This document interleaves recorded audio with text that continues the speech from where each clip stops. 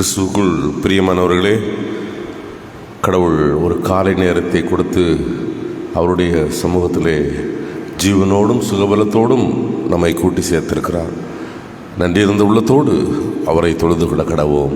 வாருங்கள். நம்முடைய பிரார்த்தனையின் ஆரம்பம் பிதா, குமாரன், பரிசுத்த ஆவியின் திருநாமத்தில் உள்ளது. ஆமேன். வசனம் தியானிக்கையில் இதயமதில் ஆறுதலே, காரிருளில் நடக்கையிலே தீபமாக வழி நடத்தும், காரிருளில் நடக்கையிலே தீபமாக வழி நடத்தும்.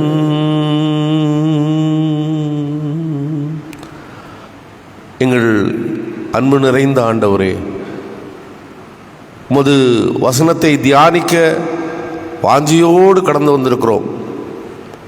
ஆண்டவரே, எங்களுக்கு உம்முடைய வழிநடத்துதல் தேவையாக இருக்கிறது சுவாமி.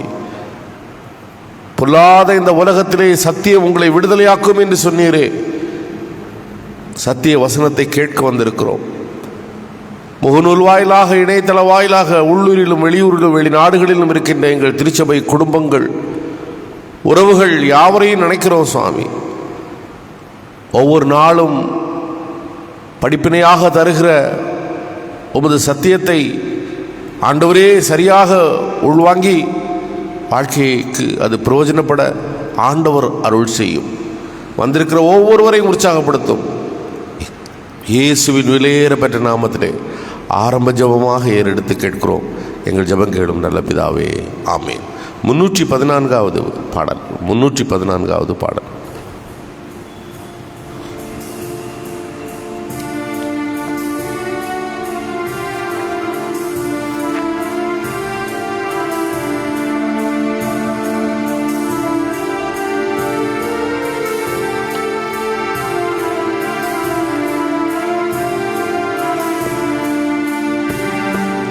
வேறு ஜென்மம் வேண்டும், மனமாறுதலாகிய உள்ள சுத்தி என்னும் வேறு ஜென்மம் வேண்டும். கூறும் பரிசுத்த மாறிலா தேவனின், கூறும் பரிசுத்த மாறிலா தேவனின் தேறுதலானவின் பெறுபெற இங்கே வேறு ஜென்மம் வேண்டும். பாவ சுபாவமும் ஜீவியமும் மாறி, பாவ சுபாவமும் ஜீவியமும் மாறி தேவனின் சாயலை மேவுவதாகிய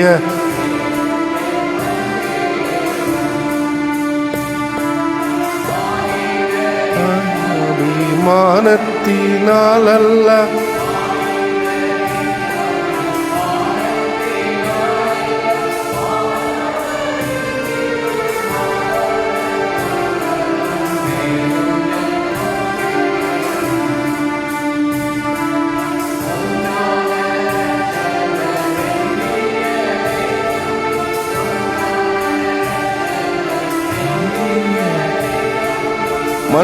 மண்டாடுவோருக்கு ஒன்றுவதாகிய வேறு ஜென்மம் வேண்டும். மைந்தர் கேடாமல் உகந்து ஈடேறவே, மைந்தர் கேடாமல் உகந்து ஈடேறவே சொந்த மகன் தன்னை தந்த பிதா அருள் வேறு ஜென்மம் வேண்டும். மண்ணில் நன்னி நடக்கவும்,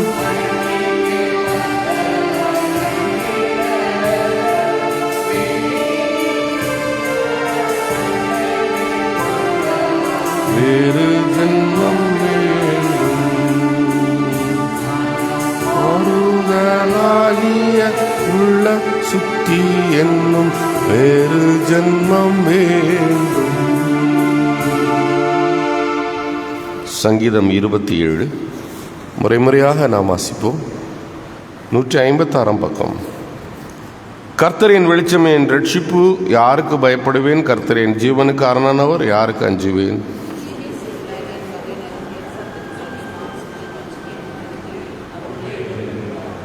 எனக்கு விரோதமாய் ஒரு பாளையம் இறங்கினாலும் என் இருதயம் பயப்படாது. என்மேல் யுத்தம் எழும்பினாலும் அப்பொழுது நான் நம்பிக்கையாக இருப்பேன்.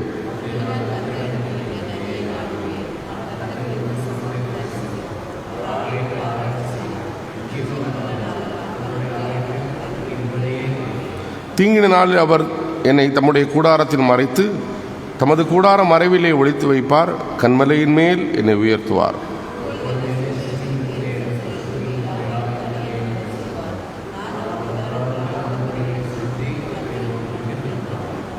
கர்த்தாவே, நான் கூப்பிடும் சத்தத்தை கேட்டு எனக்கு இறங்கி மறுமொழி அருளும்.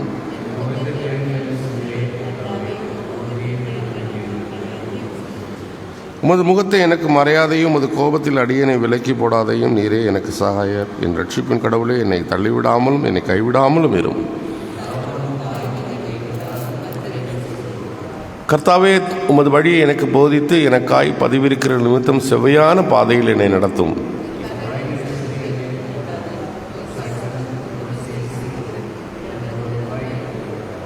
ஜீவனுள்ளோர் தேசத்தில் கர்த்தர் தயாளத்தை கண்டடைவேன் என்று நான் நம்பிராவிட்டால் என்ன ஆகுமோ? கர்த்தருக்கே காத்திரு. உன் இருதயத்தில் பலம் கொண்டு தைரியமாயிரு. கர்த்தருக்கே காத்திரு. பிதாவுக்கும் குமாரனுக்கும் பரிசுத்தாவுக்கும் மகிமை உண்டாவதாக, ஆதியிலும் இப்போதும் எப்போதும் சதா காலம் இருக்கிறபடி ஆமேன். சபையார் அமர்வோம். இன்றைக்காக முதல் வேத பகுதி ரோமர் 1 அதிகாரம் 13 முதல் 17 வசனங்கள். ரோமர் 1 13 முதல் 17 வசனங்கள்.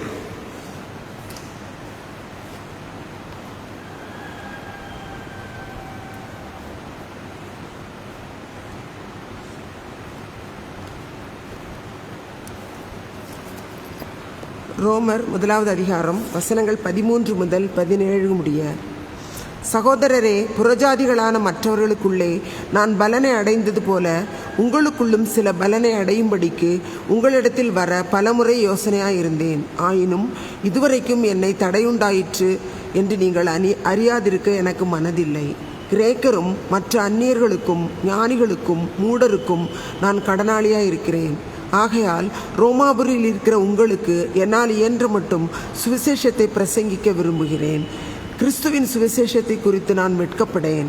முன்பு யூதரிலும் பின்பு கிரேக்கரிலும் விசுவாசிக்கிறவன் எவனோ அவனுக்கு ரட்சிப்பு உண்டாவதற்கு அது தேவ பலனாய் இருக்கிறது. விசுவாசத்தினாலே நீதிமான் பிழைப்பான் என்று எழுதியிருக்கிறபடி விசுவாசத்தினால் உண்டாகும் தேவ நீதி விசுவாசத்திற்கென்று அந்த சுவிசேஷத்தினால் வெளிப்படுத்தப்படுகிறது என்பது.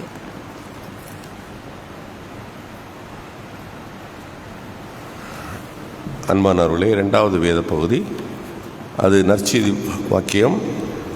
ஜான் காஸ்வல் 8 சாப்டர் 31 முதல் 36, 31 to 36.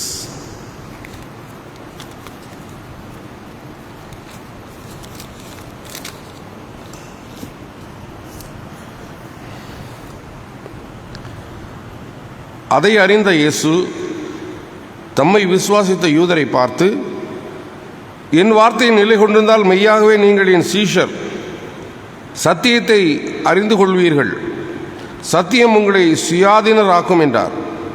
அதற்கு அவர்கள், நாங்கள் ஆபிரகாமின் சந்ததியார், நாங்கள் ஒரு காலம் ஒருவனுக்கு அடிமையானதில்லை, நீங்கள் சுயாதீனர் ஆவீர்கள் என்று நீர் சொல்வது எப்படி என்று சொல்ல, இயேசு அவர்களிடம், மெய்யாகவே மெய்யாகவே நான் உங்களுக்கு சொல்லுகிறேன், பாவம் செய்கிறவன் இவனும் பாவத்துக்கு அடிமையானவன் என்றைக்கும் வீட்டிலே நிலைத்திறான், குமாரனோ என்றைக்கும் நிலைத்திருக்கிறார். ஆகையால் குமாரன் உங்களை சுயாதீனராக்கிவிட்டால் மெய்யாகவே நீங்கள் சுயாதீனர் ஆவீர்கள் என்றார் என்பதே. வசனத்தை வாசித்து கேட்ட நாம் நம்முடைய விசுவாசத்தை அப்போஸ்தல பிரமாணம் மூலமாக அறிக்கை செய்வோம். பரலோகத்தையும் பூலோகத்தையும் படைத்த சர்வத்திற்கு வல்ல பிதாவாகிய கடவுளை விசுவாசிக்கிறேன். அவருடைய ஒரே குமாரனும் நம்முடைய ஆண்டவருமாகிய இயேசு கிறிஸ்துவை விசுவாசிக்கிறேன். இவர் பரிசுத்த ஆவியினால் கர்ப்பத்தில் உற்பவித்து கன்னிமரிடத்தில் பிறந்து பொந்துவின் பிரார்த்தனையின் கீழ் பாடுபட்டு சிலுவையில் அருண்டு மரித்தடக்கம் பண்ணப்பட்டார். பாதாளத்தில் இறங்கி 3ஆம் நாள் மரித்தொழுந்து உயிர்த்தெழுந்தார். பரத்திற்கேறி சர்வவல்ல பிதாவாகிய கடவுளுடைய வலது பார்சத்தில் விற்றிருக்கிறார். அவ்விடத்திலிருந்து உயிருள்ளோரையும் மரித்தோரையும் நியாயத்திற்கு வருவார்.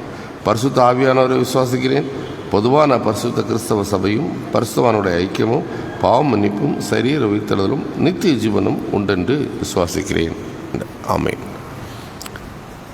கிறிஸ்துவுக்குள் பிரியமானவர்களே, இந்த நாள் விசேஷித்த நாள் என்பதை நீங்கள் அறிவீர்கள் என்று நான் நம்புகிறேன்.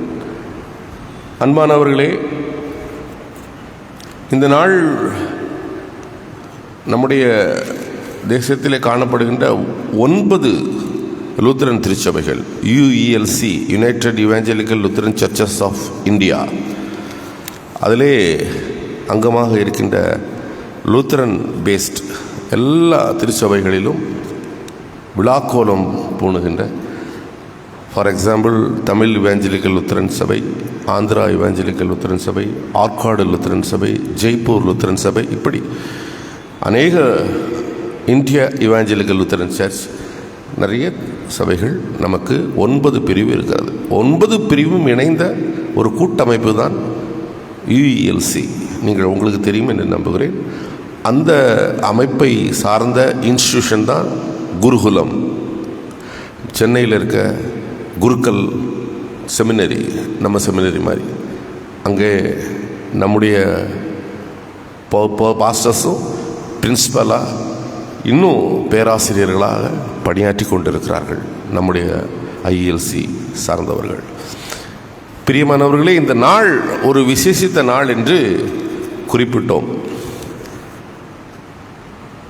நம்முடைய முன்னாள் பிரதமர் அயன் லேடி இந்திரா பிரியதர்சினி துப்பாக்கி தோட்டாக்களால் உடல் துளைத்தெடுக்கப்பட்டு மரணித்த நாள், நினைவு நாள். அன்னை இந்திரா, அதுவும் இந்த நாள். பிரியமானவர்களே, அது உலக பிரகாரமான ஒரு காரியம். நமது ஆன்மீக காரியத்திற்காக இது ரொம்ப விசேஷித்த நாளாக பார்க்கப்படுகிறது. சீர்திருத்த நாள். சீர்திருத்தம் அப்படின்னா சீர்கேடு இருந்தது, ஆகவே சீர்திருத்தம். அன்பானவர்களே, இந்த நாளை ஏன் மார்ட்டின் லூத்தர் சீர்திருத்தம் செய்ய வேண்டும் என்று தெரிந்தெடுத்தார்? இத்தனை நாட்கள் இருக்கிறது, இந்த நாளை ஏன் அவர் விசேஷமாக தெரிந்தெடுத்தார்? ஏனென்றால் நாளைய நாள் ஆல் செயின்ட்ஸ் டே, அதுக்கு அடுத்த நாள் ஆல் சோல்ஸ் டே, இல்லைங்களா? சகல புனிதர்கள் தினம், சகல ஆத்மாக்களின் தினம் என்று உலகளாவிய கத்தோலிக்க திருச்சபை பெரும்பான்மையான மக்கள் நம்பிக்கை வைத்து கல்லறை திருநாள் என்று கல்லறை ஜபங்களை ஏறெடுத்து ஆண்டவருடைய சன்னிதானத்திலே அந்த ஆத்மாவுக்காக அவர்கள் பரலோகம் செல்ல வேண்டும் என்பதற்காக ஒரு உத்தரிப்பு ஸ்தலம் இருக்கிறது. அதிலே அவர்கள் ஆத்மாக்கள் இருக்கிறது. நம்முடைய புண்ணியங்களினாலும் ஜபங்களினாலும் நம்முடைய முன்னோர்கள், நம்ம குடும்பத்தை சார்ந்த இழந்து போனவர்கள் அந்த உத்தரிப்பு ஸ்தலத்திலிருந்து சொர்க்கத்திற்கு போவார்கள் என்ற ஒரு நம்பிக்கை அவர்களுள் விதைக்கப்பட்டிருந்தது. அதன் நிமித்தமாக எல்லோரும் ஆலயத்திலே வருவார்கள், எல்லாருடைய கவனமும் அதிலே வரும். ஆகவே இந்த செய்தி எல்லா மக்களுக்கும் போய் சேரும் என்று 95 நியமங்களை எழுதி ஆணி அடித்து வித்தன்பர்க் என்ற பேராலயத்தின் வாசலிலே மார்ட்டின் லூத்தர் அதை வைத்தார். ஏனென்றால் எல்லா மக்களும் அறிய வேண்டும் என்பதற்காக. உங்களுக்கு தெரியும், அந்த காலத்தில் கம்யூனிகேஷன்லாம் அவ்வளோ கிடையாது. ஆக 95 நியமங்கள். என்ன 95 நியமங்கள்? ஃபர்ஸ்ட் ஆஃப் ஆல், உத்தரிப்பு ஸ்தலம் என்ற கோட்பாடே தவறு என்று முழக்கமிட்டார். அன்பானவர்களே, எல்லாவற்றையும் மார்ட்டின் லூத்தர் என்பது ஒரு சாதாரண மனிதன் அல்ல. அவர் பாரிஸ்டர் பட்டம் பெற்றவர், பாஸ்டர், குருகுலம் கத்தோலிக்க மடத்திலே படித்தவர், மனதிலே அமைதி தேடி எல்லா துறவரம் இடத்திற்கும் சென்று அதற்காக பயிற்சியும் அதற்காக முயற்சியும் எடுத்து தேவனுடைய அருள் என் உள்ளத்திலே வர வேண்டும் என்பதற்காக ஒரு ஆழ் மனதில் ஒரு சமாதானத்தை காண வேண்டும் என்பதற்காக பகிரக பிரயத்தனம் எல்லாம் எடுத்தார். எதுவுமே கிடைக்கவில்லை.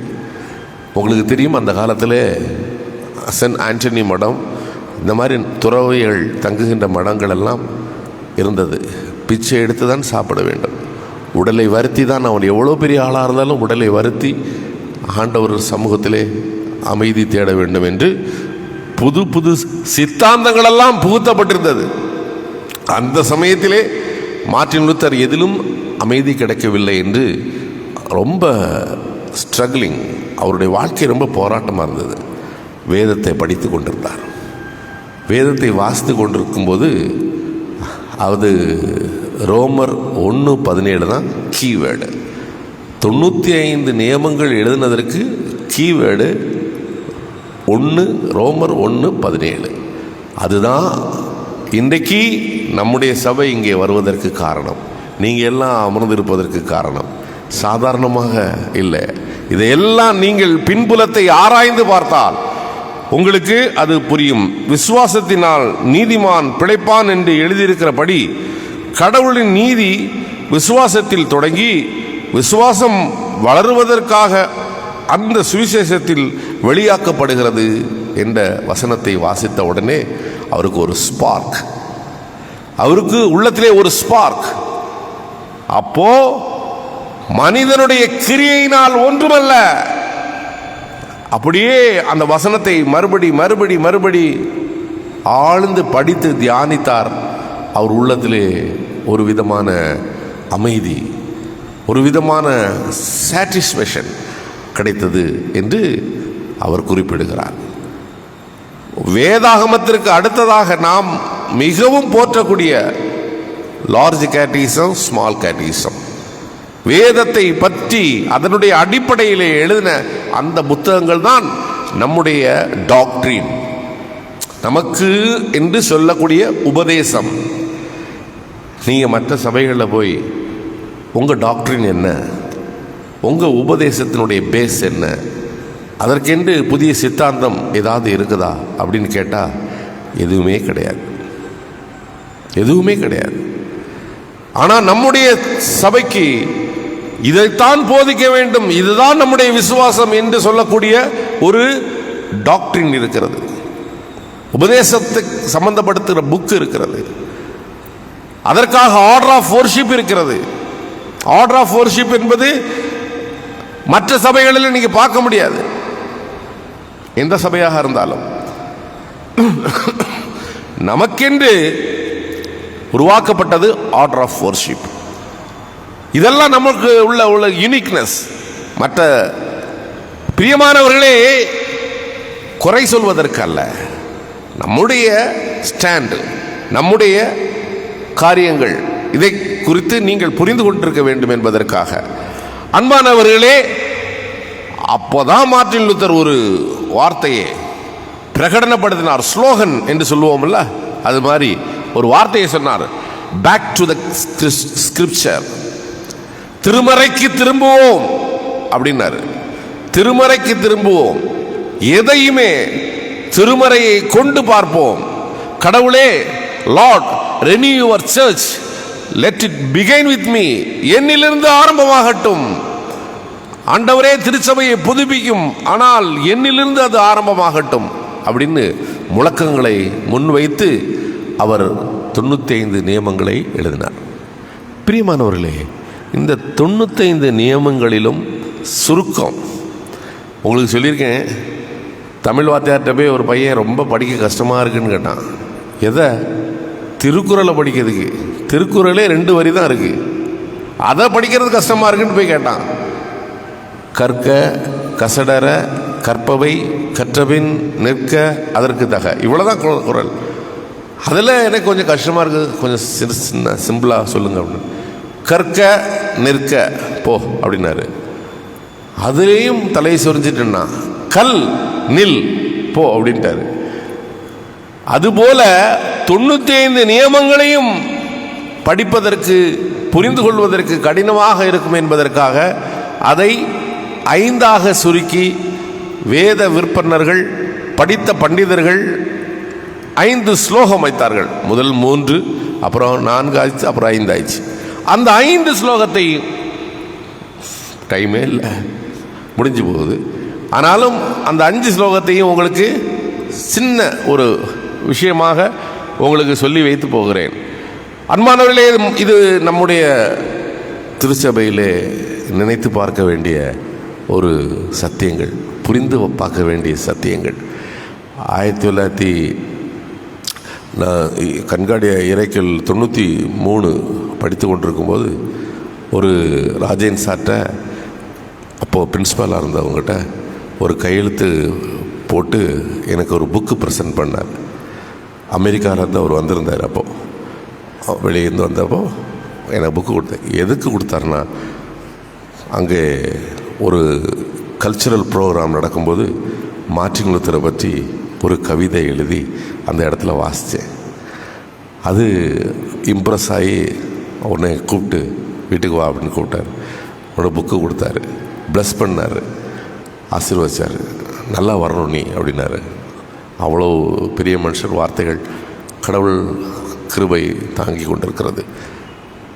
வித்தன்பர்க்கின் வித்தகனே, ஊழித்தீயா எரிந்தவனே, எம் உறக்கத்தில் கலைந்த கருத்துக்களை ஒரு முறை உணர்ந்து பார்க்கிற நாள் இது.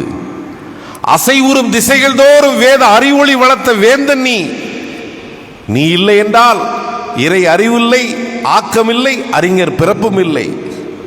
அன்று பொய் பேசிய சபையில் நீ மெய்பேசி நின்றாய். அன்று பொய் பேசிய சபையில் நீ மெய்பேசி நின்றாய். உன் வழி வந்த நாங்களோ வெறும் வாய்ப்பேசி நிற்கின்றோம். இருக்கை என்பதை மறந்துவிட்டோம். அதனால்தான் இருக்கையை பற்றியே சிந்தித்துக் கொண்டிருக்கிறோம். நாற்காலியில் நம்பிக்கை வைத்தாலும் நாங்கள் உன் வசனத்தை வாசிக்க தவறவில்லை. வேத போக்கிலும் ஆண்டவரே ஆதாயம் தேடிக்கொண்டிருக்கிறோம் என்று அப்படி தொடர்ந்து வரும். சீர் தருகிறோம், திருத்தம் யார் தருவார் என்று முடித்திருப்பேன். பிரியமானவர்களே, அதை பாராட்டி எனக்கு பரிசு கொடுத்த அந்த நாளிலே அதை பசுமையாக நினைவு கூறுகிறேன். அன்பானவர்களே, ஸ்கிரிப்சர் அலோன், வேதம் மட்டுமே, ஹியர் ஐ ஸ்டாண்ட்னு அவர் சொல்வதற்கு காரணம் வேத வசனத்தில் அடிப்படையில். உங்களுக்கு தெரியும், வேதம் ஆரம்ப காலத்தில் இப்படி அல்ல. என்ன, 12 புத்தகங்கள் தள்ளுபடி பண்ணியிருக்கு. தள்ளுபடி ஆகும், அப்பாக்ரஃபா அப்படின்னு சொல்லுவாங்க. இன்றைக்கும் கத்தோலிக்க திருச்சபையில் இருக்குது. சீராக் 1, சீராக் 2 நிறைய இருக்குது. அப்படி தள்ளுபடி பண்ணின புத்தகங்கள் நிறைய. இன்றைக்கி நீங்கள் கையில் வச்சுருக்கோம், பைபிள்லாம் வச்சுருக்கீங்க, அழகாக திறந்து வச்சுருக்காங்க சிஸ்டர். அப்போது கையில் பைபிள் கிடையாது. எங்கே இருக்கும்? பூட்டப்பட்டு இருக்கும். அங்கே பலிபீடத்திலே ஒரு பாக்ஸில் சங்கிலி வைத்து பூட்டப்பட்டிருக்கும். ஃபாதர் தான் அங்கே வந்து திறப்பார், வாசிப்பார். அவங்க மட்டும்தான் வாசிக்க முடியும், உள்ளே வைக்க முடியும். பைபிள்னா என்ன, அங்கே என்ன சத்தியம் இருக்குன்னு இங்கே இருக்கிறவங்க யாரும் கேட்க முடியாது. அப்படியே நம்பிட்டு போகணும். அப்போது பைபிள்னா எல்லாருமே வாசிக்கணும். மார்ட்டின் லூத்தர் அதற்காக போராடினார். மார்ட்டின் லூத்தர் தான் எல்லா மக்கள் கையிலும் பைபிள் போய் சேர வேண்டும் என்பதற்காக அந்த காலத்திலே 1517 போராட்டம். அதுவரையிலும் பைபிள் கையில் கிடையாது, யார் கையிலும் கிடையாது. பிரியமானவர்களே, ஸ்கிரிப்சர் அலோன். ஏன் ஸ்கிரிப்சர் அலோன்? போப்பாண்டவர்கள், ஏமான் நான் தப்பே பண்ண மாட்டேன், நான் ஆண்டவருடைய பிள்ளை அப்படின்னு சொன்னால் நம்ப முடியுதா? எல்லாருமே ஹியூமன், அதாவது எரர் இஸ் ஹியூமன் சொல்லுவாங்க. எல்லாருமே தவறுகள் உண்டு, பலவீனங்கள் உண்டு. மனிதர்களாக பிறந்தாலே அப்படிதான். நேற்றே லாஸ்ட் டைம் சொன்னேன், என்னை நல்லவன் என்று சொல்லுவானேன். கிறிஸ்துவே சொன்னார், இயேசு கிறிஸ்துவே. அப்போ போப்பாண்டவர்கள் எல்லாம் தவறே செய்யாதவர்கள் என்று மக்கள் முன்னால் வைத்தார்கள். அப்படி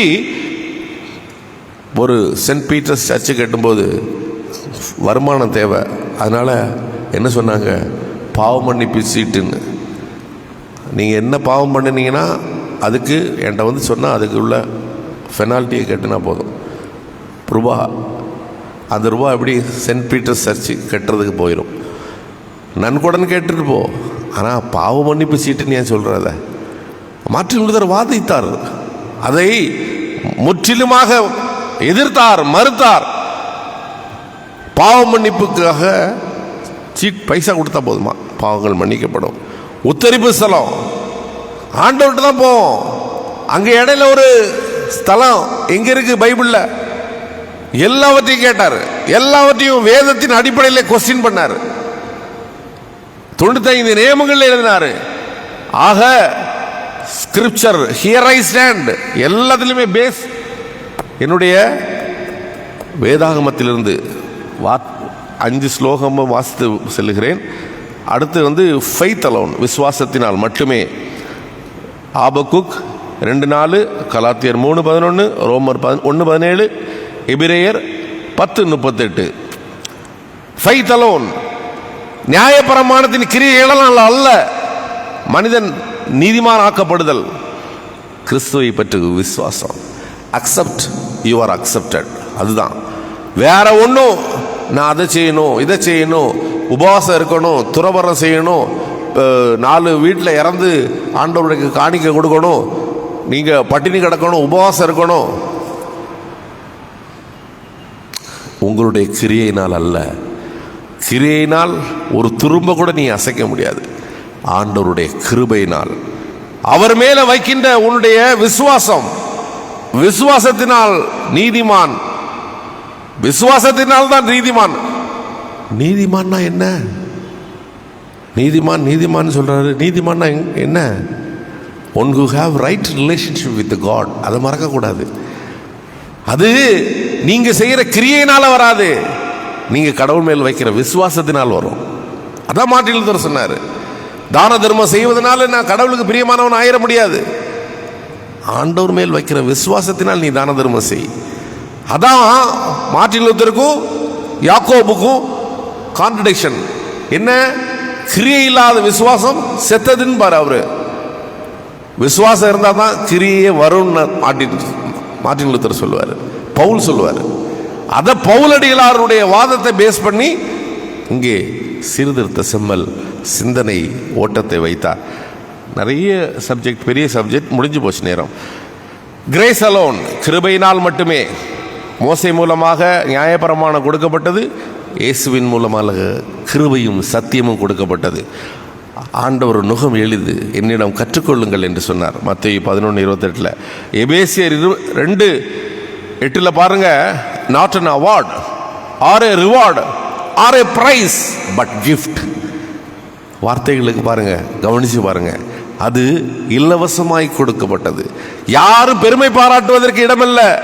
எபேசியர் 1:8, அது கடவுளின் ஈவு. அப்போ நீங்க grace alone,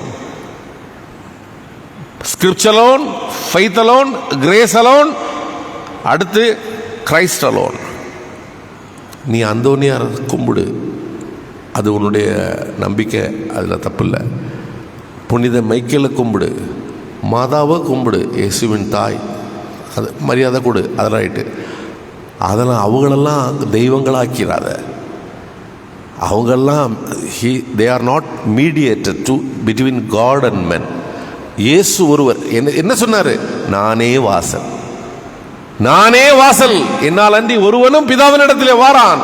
Christ alone, Christ is only the mediator, he is the mediator. ஆகவே எந்த நம்பிக்கைக்கும் நம்ம இடம் கொடுக்கக்கூடாது. சிலர்லாம் காம்ப்ரமைஸ்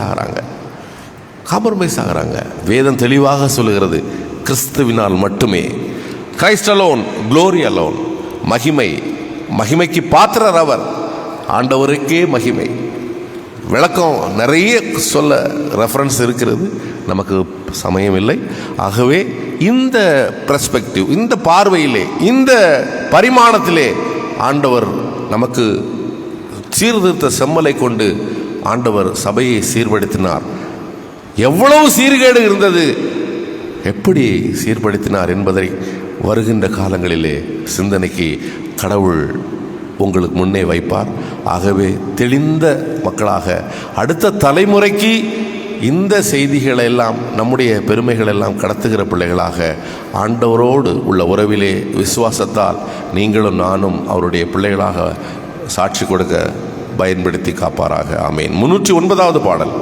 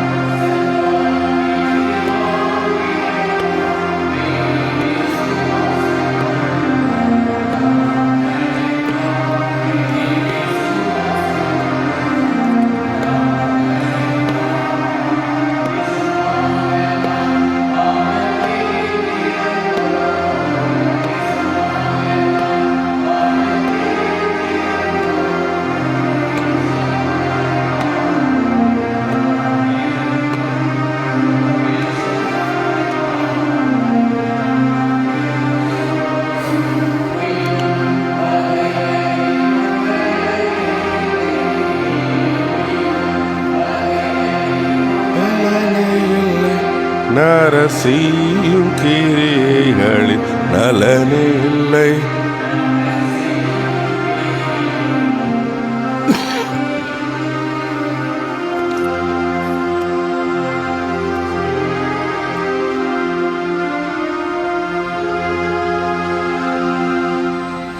ஜெபம் செய்வோம். அளவில்லாமல் எங்களை நேசிக்கிற நல்ல ஆண்டவரே, இந்த அக்டோபர் 31 சீர்திருத்த நாளிலே ஆண்டவரே, அதிகாலை வேளையிலே எங்களை ஆலயத்திற்கு அழைத்து வந்து ஆண்டவரே மார்ட்டின் லூத்தர் ஐயாவை எடுத்து எவ்வளவு வல்லமையாக பயன்படுத்தினீர் என்பதை ஆராய்ந்து அறிவதற்கு கொடுத்த இந்த தருணத்திற்காக நன்றி செலுத்துகிறோம். ஆண்டவரே, இந்த காலை வேளையிலும் உற்சாகத்தோடு உமது காலடி தேடி வந்த பிள்ளைகளை கண்ணோக்கி பாரும், ஆசீர்வதியும். ஆண்டவரே ஆசீர்வதியும்.